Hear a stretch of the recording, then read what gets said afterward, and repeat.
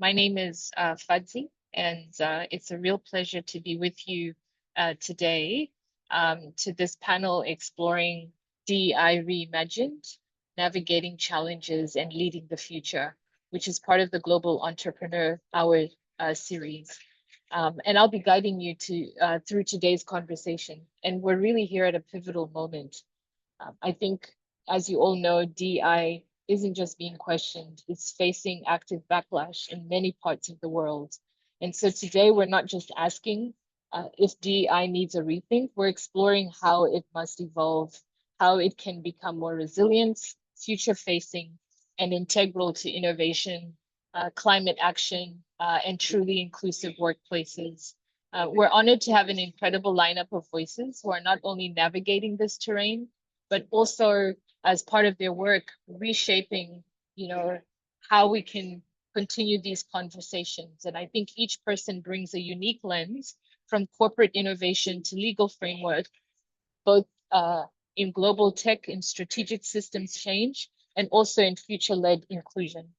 So I'll just take a moment to introduce our panelists, which is a real honor and a pleasure for me to have them. So we have Hughes Signey Jr. Welcome, Hughes.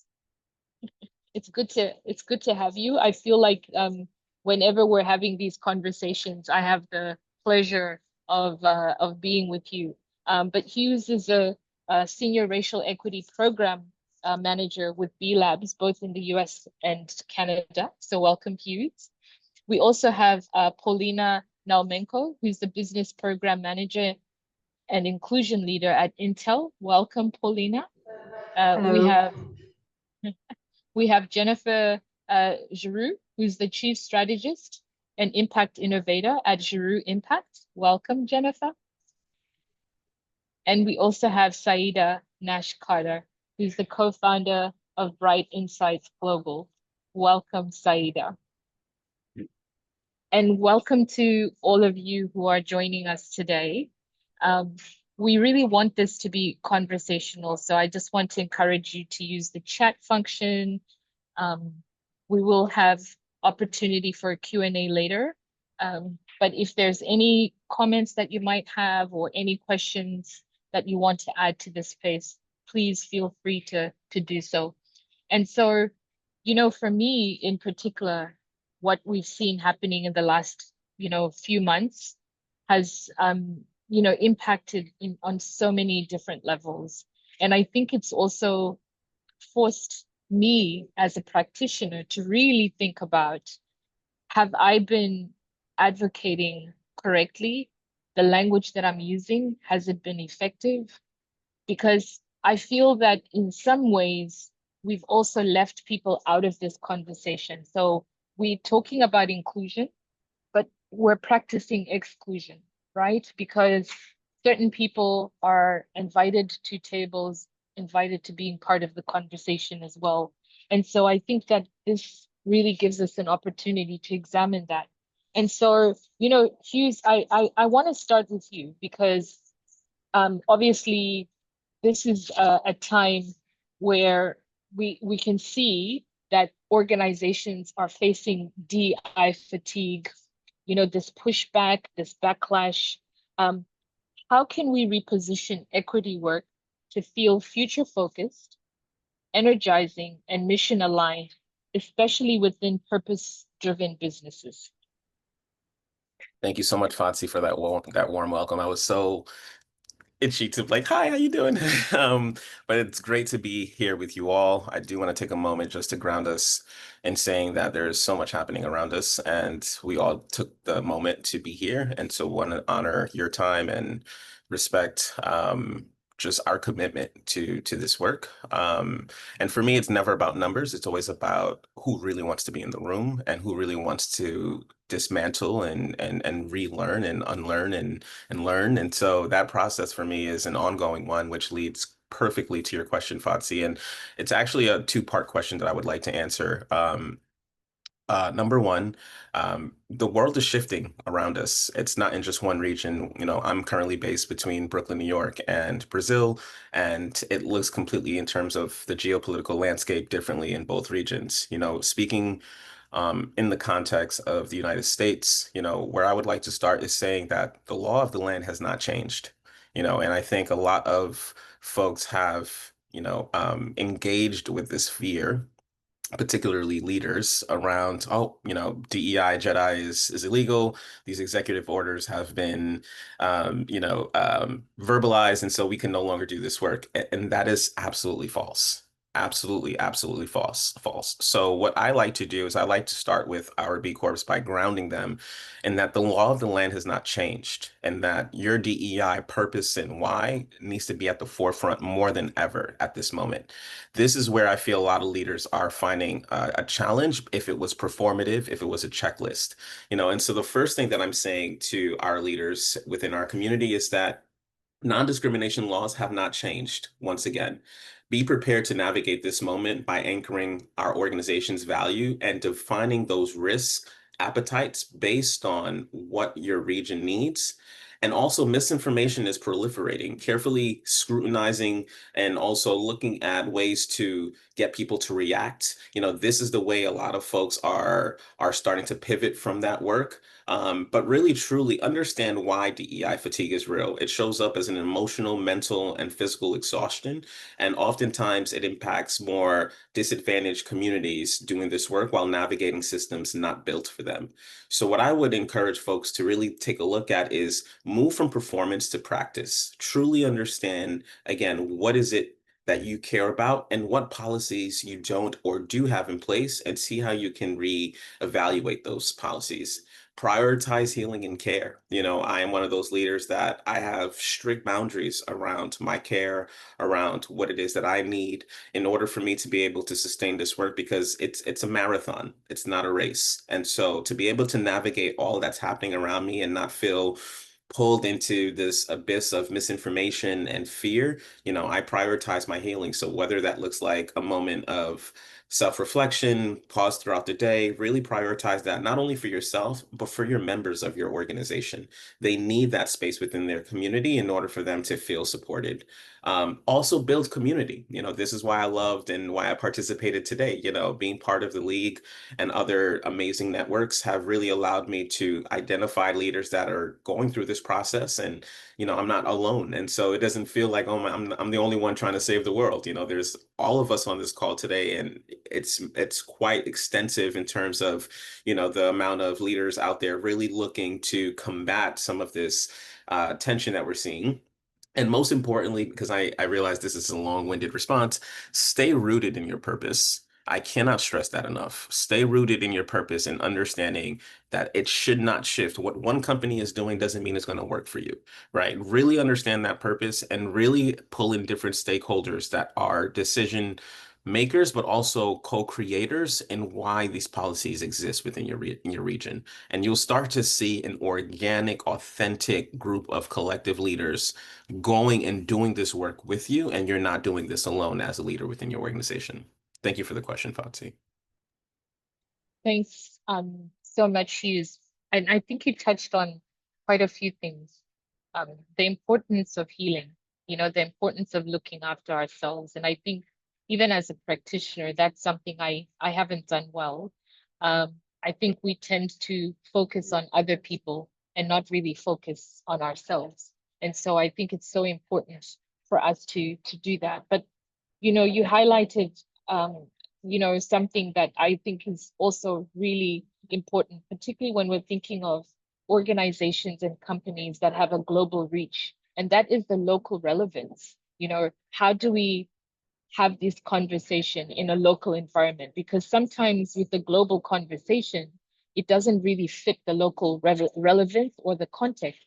And so it's important for us to understand, the context in which we work, because for me, that's also part of building the community that you highlighted, so well, and making sure that we stay rooted in our purpose. I think one of the things that I have been shocked by is with this DI backlash, the move that a lot of people took to distance themselves, change the language, etc. And I'm like, well, the values either weren't deep enough, or, you know, or we're shifting based on, this tick box approach is what's popular. So if backlash is popular, then let's change everything and we go with the times. And for me, that is not staying rooted to a purpose, because values have to remain even when we're having, a bit of backlash. And I think that's what people resonate with and can actually fully take on board. So there's been, quite a lot of learnings from what we're seeing. And, Jennifer, as someone who takes a systems approach to change, so we've looked at the power of community and the importance of that and that local relevance. But as someone who takes a systems approach to change, how do you think DEI needs to be reimagined to remain resilient and relevant in the face of this ideological pushback, which is what, it's being branded as an ideology? Thanks so much. Thank you for the question. And also echo Hugh's welcome to the community. So I really lean on in community at this moment. So I completely echo that sentiment. I started my career actually working in political violence, studying political violence, looking at the drivers of violence. Why do people fight? And looking particularly at the tension between people and corporations in resource abundant environments. And one of the big things that came through that work was a couple of things. One was how adaptive, to be resilient is to build for storms, not for sunshine, right?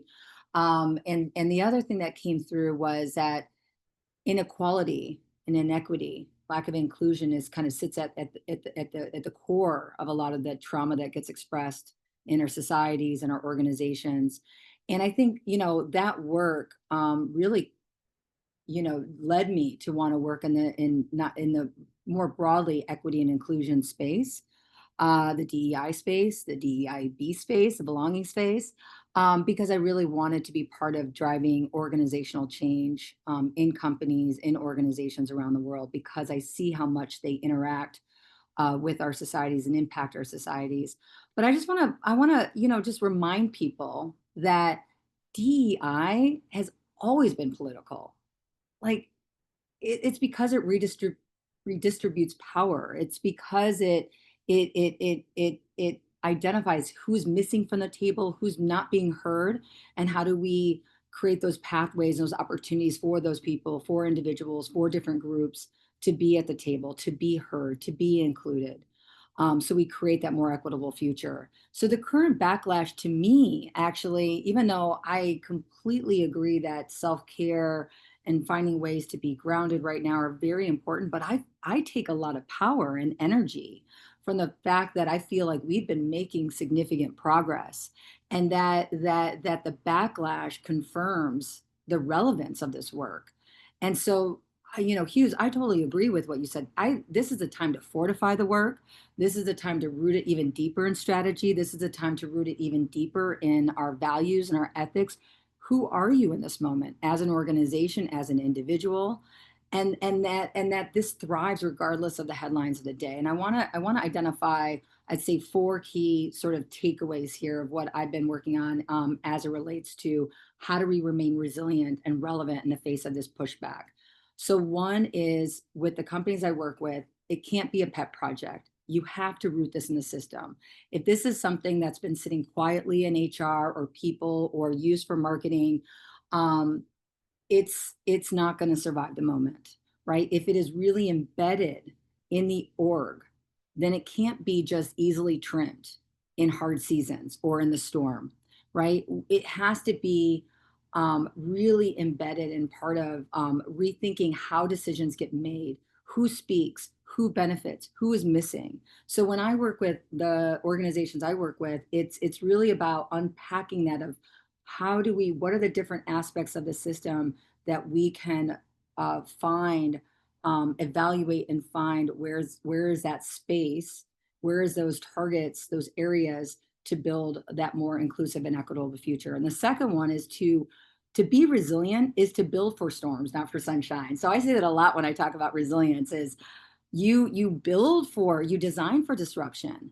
So actually, the other power I take from this moment, folks, is that this can make us all stronger. How is our field, how is this space being disrupted right now? Where are we feeling uncomfortable? And then how do we design for that? So I think this is actually a really creative moment. It's not just a moment of, as Hugh stated, like staying rooted in your purpose and really being clear on your purpose, but it's also this moment of really looking at this as a creative opportunity, right? And so the conversations I'm having again with organizations is reminding that is almost flipping the mindset so we see this differently. It's not the time, it's not the time to just, do more campaigns and things like that. It's really the time to think about how do we really build this into our infrastructure. And can your DEI work still hold even though the language might need to shift? Or when budgets need to tighten, or whatever the case may be. The third point is I'm really a big thing of like going back to this idea of rootedness, when I'm okay with shifting some of the language. And that might be, controversial. Some people are like, no, we need to hold our language. I actually, when you look at a lot of adaptive movements, when you look at a lot of social justice movements, the way language is shifted and adaptive, tactics that are used, you have to be adaptable in these moments. So I think that, the things that we're calling it, as long as we are building deep roots and we're fortifying those roots, it's not dilution, it is adaptation. And so call it people-centered innovation, call it inclusive culture. But for me, it's like taking that and then getting really more deep in the systems work. And in a way, you start also speaking the language of the business.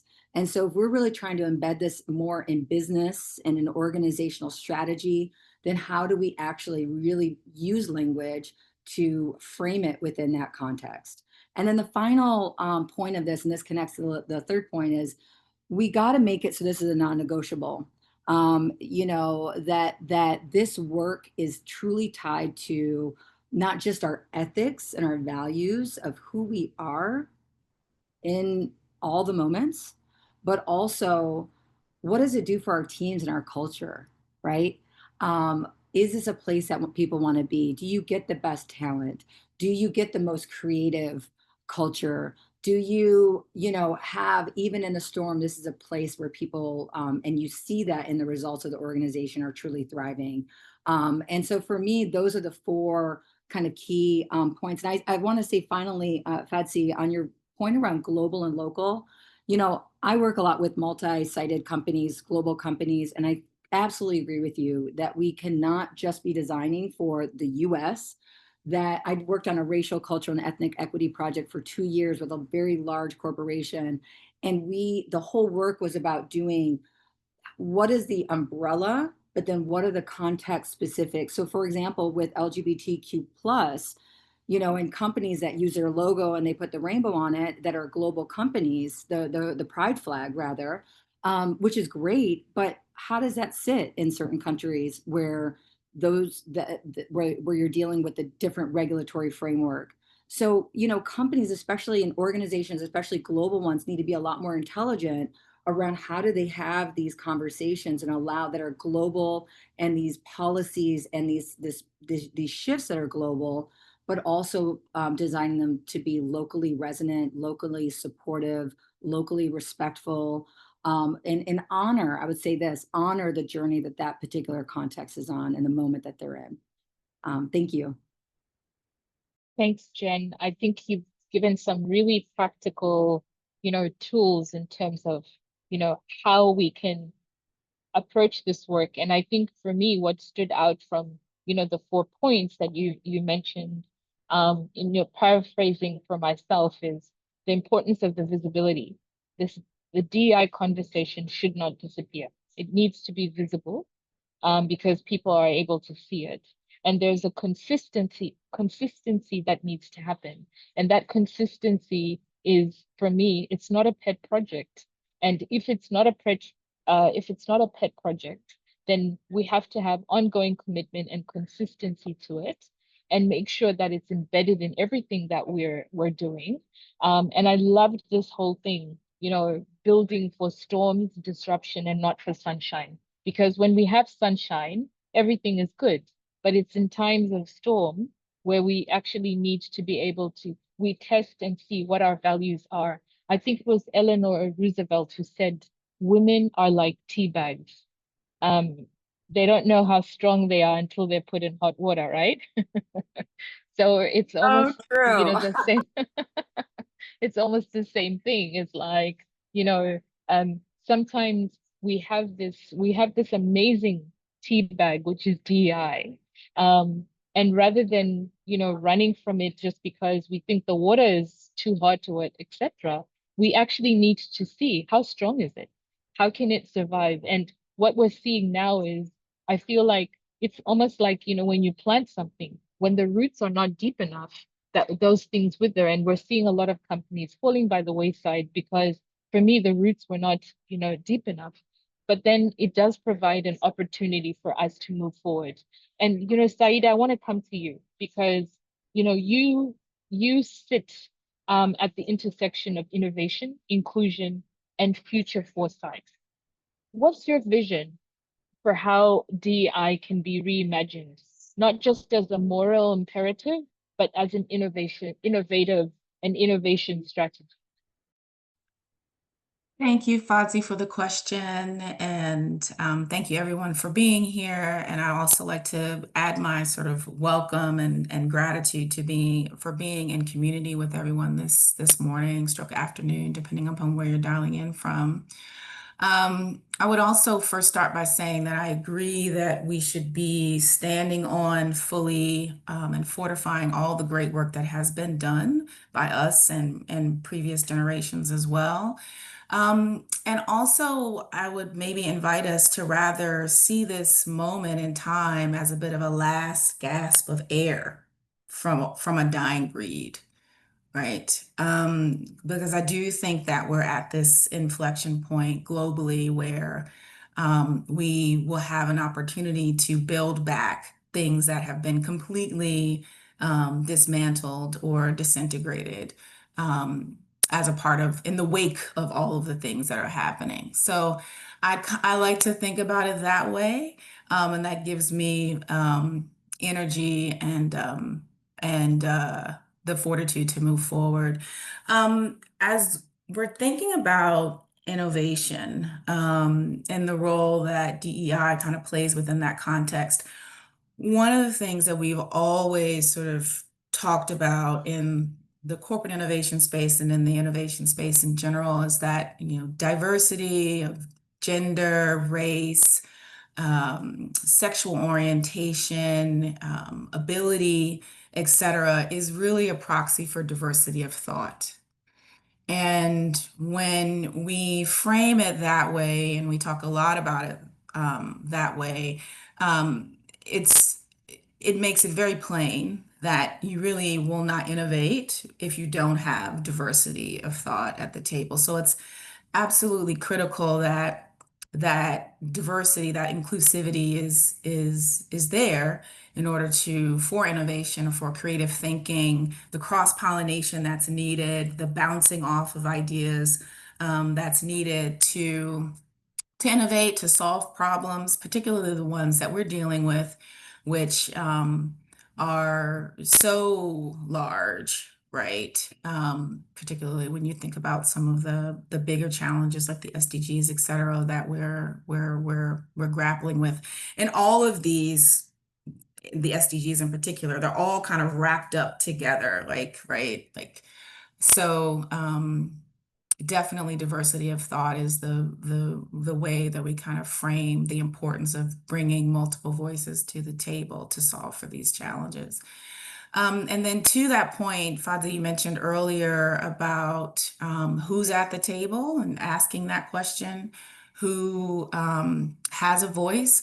We also think a lot about that as we're innovating or thinking about new product development, specifically within African contexts, always asking who's not in the room as we're sort of building for community, realizing as well that we are also community, right? Like, so how do we not distance ourselves from the people that we're building for, so that we are considering their perspectives and inviting them into the conversation.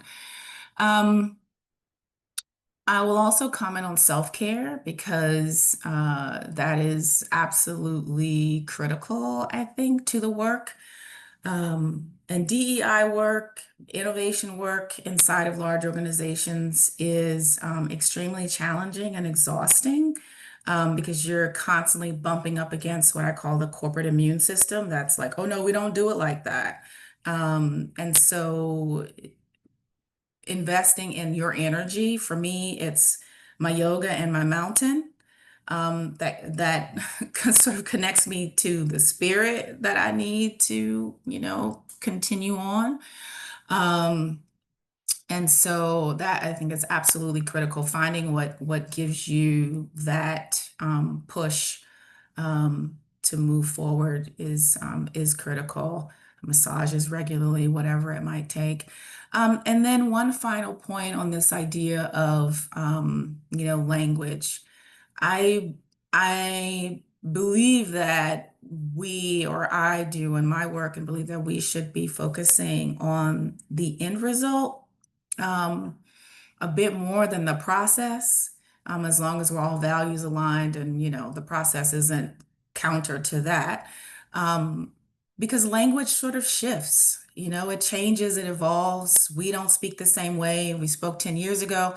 And I mean, I'm living with a Gen Alpha, and they have a whole other, vocabulary that they're using, right?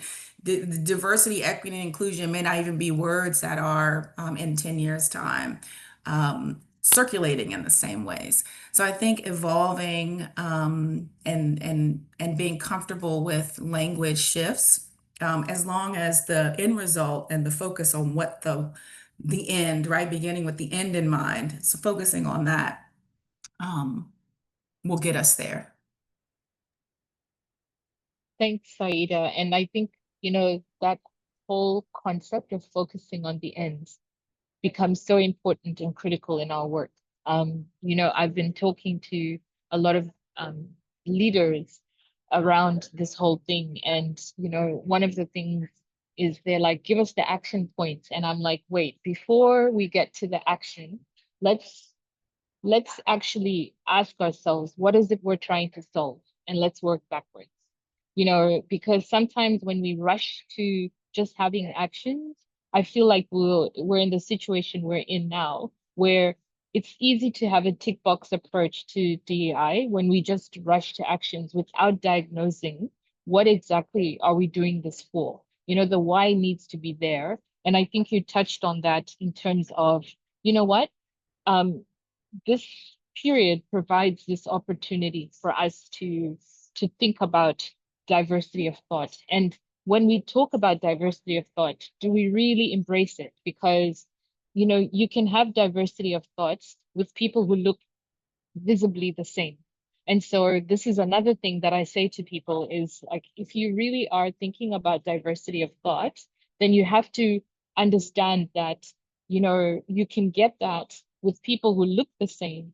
But if we are talking about the end result and what we want to achieve, and if it's like that belonging piece, then we have to understand that we've actually made some gains, but the results will require us to be adaptive to, this whole concept of language, I think, which you've all touched on, and then the self-care. Because self-care, I think, allows us to humanize other people. Because we recognize that we all kind of need it. And Paulina, I know you're in tech as well, and obviously there's such a focus on tech at the moment and AI and all of this stuff. And some people really scared and whatever. But, as tech and AI shape the future of work, how can DEI evolve to be more proactive, ensuring we're not just reacting to exclusion, but designing against it from the start? Thank you for the question, and thanks for having me today. I think everyone is tired of AI, of speaking about AI, but I'm really grateful for this question because I think what we need to acknowledge here is that it is like having a huge impact on us already. So, for instance, sometimes I hear from some people that about the future use of AI, but it's already like impacting us today, nowadays. So of course there are some risks around the technologies and their impact of fairness in the workplace, in hiring, and so on. But also there are some opportunities. And so, for instance, to give you some examples, hiring can be more efficient with the usage of AI. And one of the companies who used AI tool, they made it much quicker. So they had some particular goal for hiring, including diversity hiring goal. And it was the first time they actually reached their diversity hiring goal because they used AI support. So that is like one of the benefits that you may have with the use of AI. Another example, usually when we speak about innovations, some tools that are new to humanity, usually first time they are like being the first time they are being in use, they are being created for the people who have some kind of disabilities. And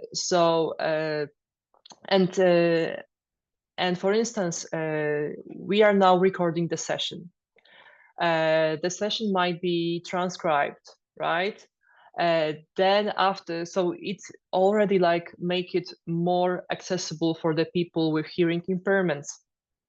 Then we can make easily, very quickly notes with the use of AI. So I personally use, for instance, a Copilot for creating notes based on the recording transcription of the meeting. And then what I achieve thanks to that is not just, make it, I not only make it easier, creating the notes and so on, and manage the projects, but also I avoid some biases that are impacting me. So I avoid, omitting something important that somebody said.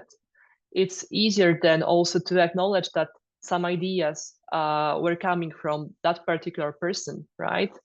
Then if we speak about human gatekeepers, right? So I think when we speak about the new concept of the DEI, and we also hear the news about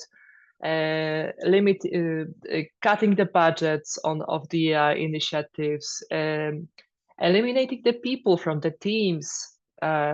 Also, I think it's important to note that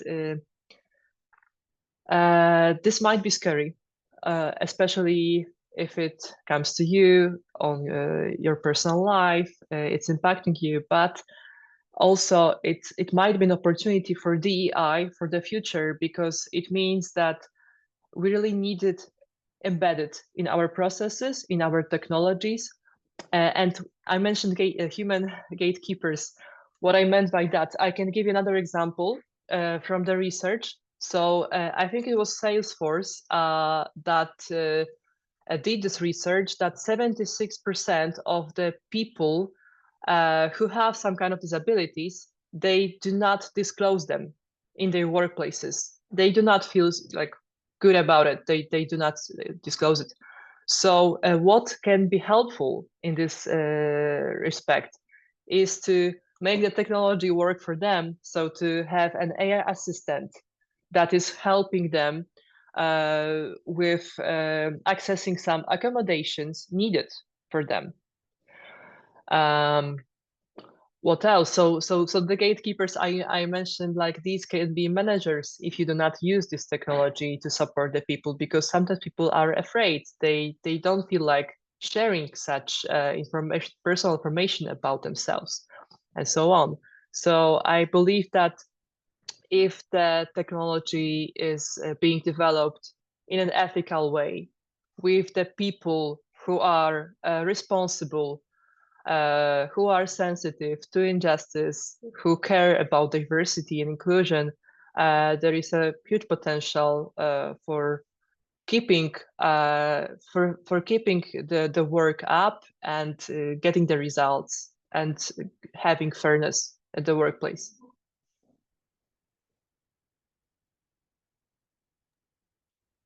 Thank you so much. And I want to stay with you for to talk, you know, from a tech, perspective as well. But because we hear this a lot, in terms of DI, and sometimes people really scared about what this means particularly within the tech industry. But what opportunities exist to embed inclusion within the tech innovation cycles? And I think you started to talk about it a little bit with the examples of persons with disability or transcribing, particularly when DI teams are being downsized or deprioritized. And I think this is where the fear is, not just in DI, but just generally. But, are there other opportunities to embed inclusion within even this current environment where we're seeing teams are shrinking and being downsized? Yeah, so thank you for that question. So from my perspective, because I work in a global corporation, but I think for me personally, what drives me is like local impact. So I believe that even when the time is like the times are difficult and it seems like the work is shrinking, it's about the people, and it's up to the people who care about fairness and inclusion to keep it going. So we used to talk a lot about the business case of DEI in the past. Now we say that it is political. Jennifer, I think you said that it has always been political, but yes, in the past years, it was like much easier to, to speak with the leaders of the companies, because we could use easily, some data, some research, some business cases, right? Now we need to speak about politicians, what they say, what kind of regulations they impose on us that we do not like. So it's much more difficult now. But I think it's again, we need to go back to the roots. We need to see, because it's kind of a test. Difficult times are a test. Personally, for me, it's a test of my values.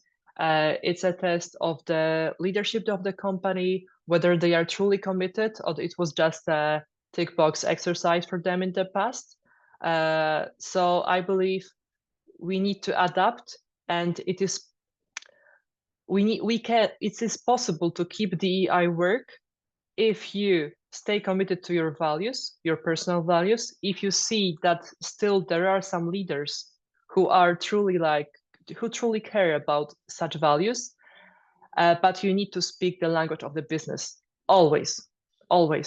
You need to be flexible enough even not to say the word diversity, to avoid it if you see that this is not going to get you closer to your goal, right? So as we said previously in the session, what's important is the end result.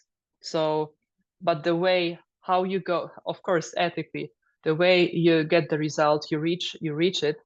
It's not that important. You just need to adapt. You just need to make sure that it is still there. You need to use the voices of your people, of the people, empower employee groups, support them, and make sure that you are part of the conversations that are about business, that are about the current priorities of your business.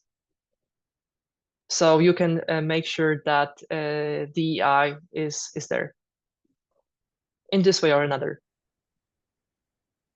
Thank you so much, Paulina. I think you really touched on a lot of things that I think we've all been realizing, the need for this local impact, and the realization that this is also an opportunity. Like you said, difficult times are a test, but it's also about making sure we're aligned with our values, and we have strategies that are preparing us for the future. And even when we think about the politics as well. And Hughes, I want to come back to you because as Jen also mentioned, DEI has always really been political. It's not like all of a sudden it's become political. There's been a lot of things there, but in a time when it's under this growing scrutiny and politicization, how do you see value-based frameworks like B Corps helping reimagine what inclusive leadership looks like? Thank you for the question, Fatsi. To be very honest, it's no one recipe. What I've seen is that again, we've all on the call have mentioned this, each company who has accurately defined their why and purpose have created these systems in place that really reflect what it is they're trying to address. So whether that's diversity in leadership, whether that's training and education, whether that's identifying more stakeholders to be part of, the co-creating elements of their policies and initiatives, I've seen, and it's interesting what Paulina shared around tech is I have also seen how B Corps have taken data and really use data in a way that has informed, how they proceed. For example, over at B Lab, we just released our new standards. Our new standards is rooted in two elements, Jedi 1 and Jedi 2. Jedi 1 is focusing on data. And so depending on your size as a company, whether you're a micro, small, medium, large, or extra large company, you have a set of options. We call these a menu of options, if you will. You have a set of options that based on your size and revenue, your company needs to fulfill in order to be informed in how to achieve these policies through Jedi 2, which are actions. And so based on that data, you're now able to understand what type of actions you're taking. So as we've seen value-based companies really center, so for example, one of my favorite companies that I love highlighting is Rhino Foods. Very small, we're talking about 10 employees, but mighty and powerful company based in Vermont that is providing 70% of the chocolates to Ben & Jerry's, another B Corp. They've created a program called the Income Advanced Hiring Program. Sorry, the Income Advanced Program. This program essentially provides non-predatorial financial assistance to its employees at no cost to the employees.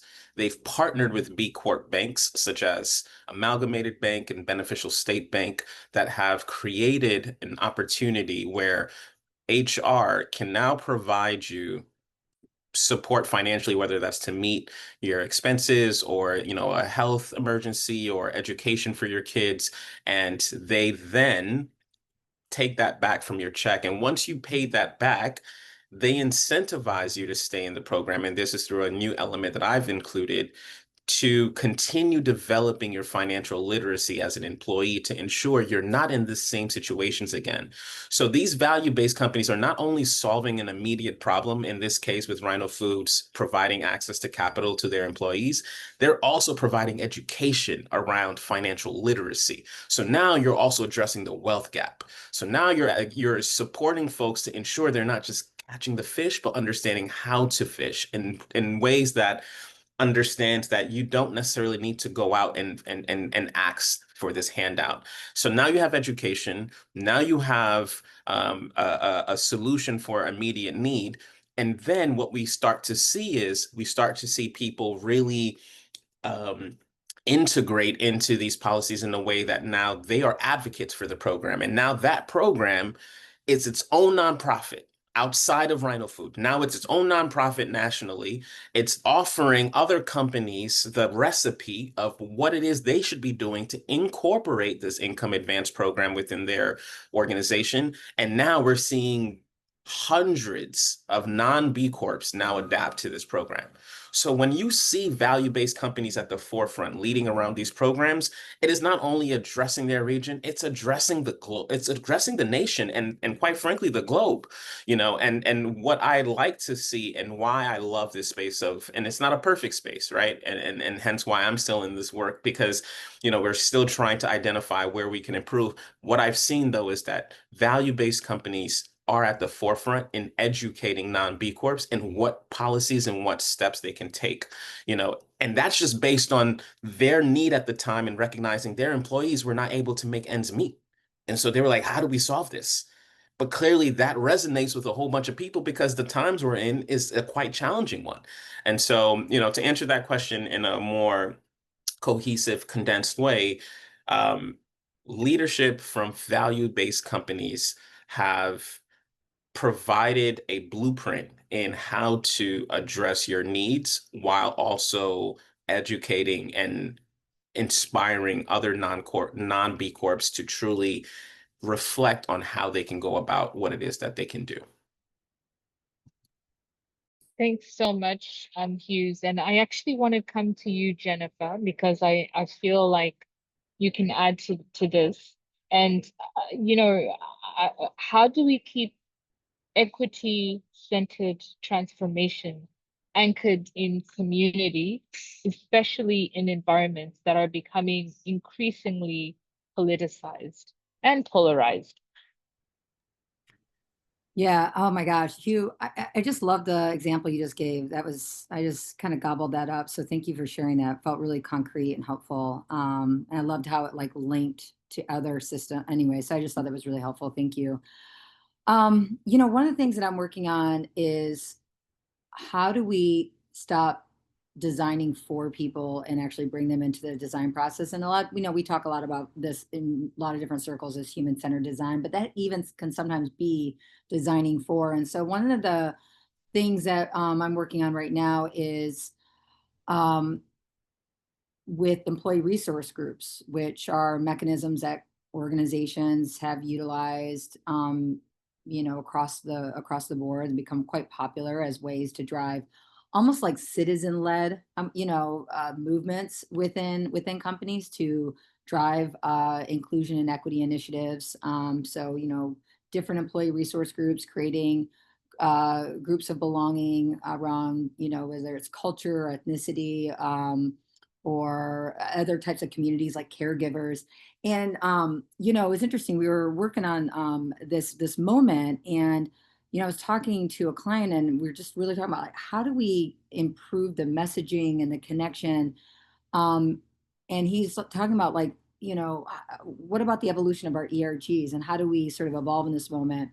And rather than, you know, a couple people getting in a room and thinking about how they change the language and what do they do and this and that, we're actually rolling out a number of trainings to bring the ERG leaders into that process.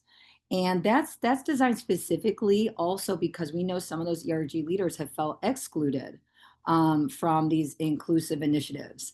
And, you know, kind of goes to the point you talked at the top, Fadzi, you know, of just, and I think it's such an important one that we need to talk about is how, you know, in this space of driving more inclusive futures and more equitable futures, some have felt like they've been left off the table. Even I come from a multiracial, multicultural family, and very interesting the diversity of perspectives of people who felt that they've been left out of the table.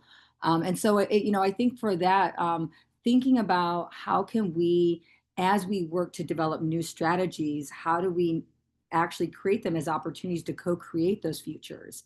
And in a way, by bringing more people in, you start to create some of the more resilience infrastructure within the company to manage that politicization, so that you actually have more people in the company rooting to continue this work and feel connected to this work and feel benefited from this work and feel value in this work, rather than feeling like it's just a department that does work for some people and not others.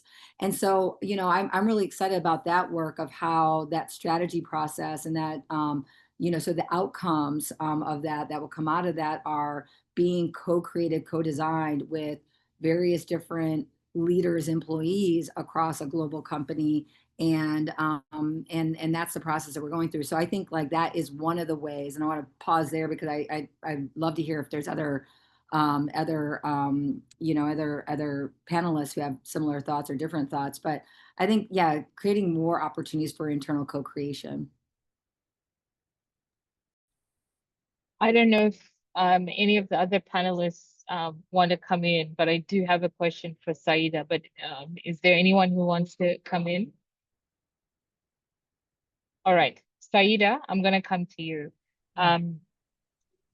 We've talked a lot about, you know, I guess a few different things, and we've got some people here are entrepreneurs who are leaders, and you know, who are probably leading some kind of conversation. How can global DEI leaders, and I feel like every one of us is in some respect, pivot from defending the existence of DEI to proactively setting bold, regenerative agendas aligned with business growth and social impact? You've got a big one, sis. I've got, right, exactly. And But 4 minutes. I know you can take it. Well, there are a few thoughts that I have on this. I think, you know, obviously being in a position where you're having to be defensive is both challenging and exhausting. So I think it's rather space and room to find ways to change and shift the conversation to really, again, focus on the end goal, right? Where we're saying we're wanting, now we're talking, okay, it's about regenerative futures, it's restoration, it's prosperity, it's beautiful language that is descriptive of where we want to get to. I also think that there's room to combine or conflate DEI and climate. These social and environmental issues that we're dealing with are really the two sides of the same coin. So thinking about them and the work for them, those spaces as like twin levers really to continue in the dismantling work of the current, you know, more extractive systems that we're in would be beneficial, I think, overall, and make the movement sort of sweat harder in the same direction. I think it's also just going back to the original thought that we've all shared, just to continue standing on and cementing the work already done, knowing who your allies are. I think that's one thing that's become clearer, right? Like who allies are and who are not. So really aligning and staying close to allies, working in community, sharing visions and collaborating as much as possible. I mean, this whole "we're stronger together," I think that's very true and even more true now. So that leadership is we're leading together in this way.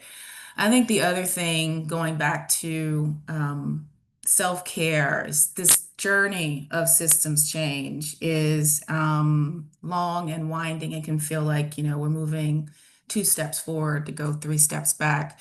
But just again, being grounded in the fact that this work is having the impact that we're wanting it to have, which is why it's getting the pushback. The system is definitely going to push back. That's why it's you know, we shouldn't be surprised at that.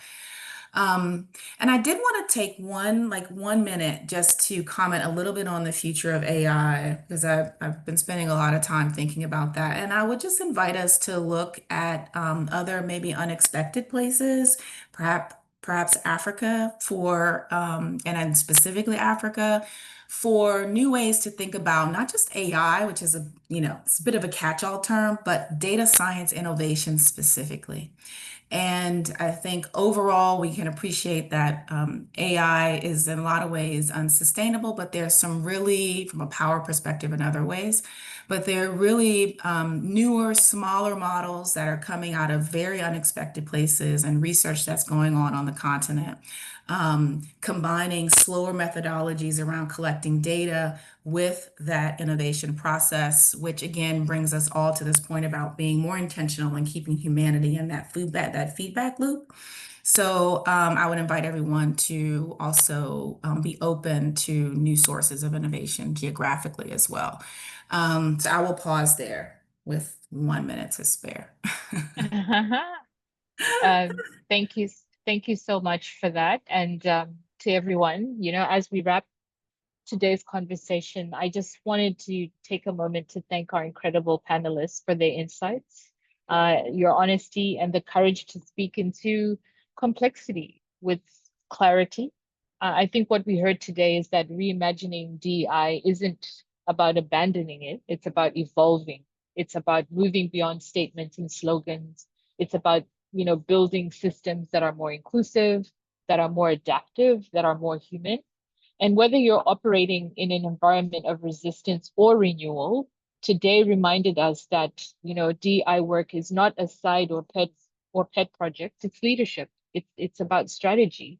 And it's also about future-proofing our workplaces and societies. And so thank you once again to the panelists for inspiring us.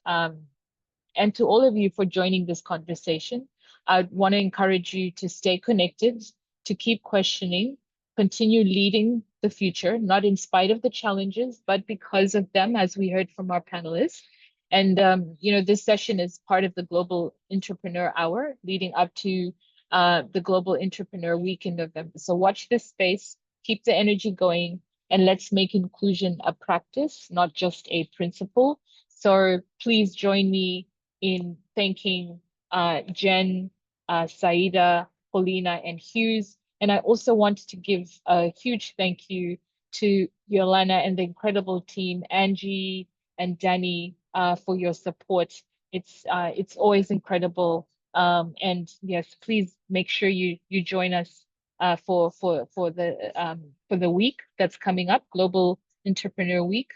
And to all of you, a big goodbye for now, and let's continue to reimagine And this a conversation. huge thank you to you, Fatsi, for leading us and guiding the conversation. Oftentimes, our leaders don't give themselves credit, and you've been a pivot and force in helping steward this conversation. So thank you. And also wanted to extend the invitation. I know we've shared our information in the chat, but feel free to reach out to me if you have any questions. Would love to collaborate, co-create, be in community, because again, more community leaders we have, the better it feels in doing this work. So appreciate you all. Absolutely. Thank you. Thanks, Thank you so everyone. much. Bye. Bye-bye. Thanks, everybody.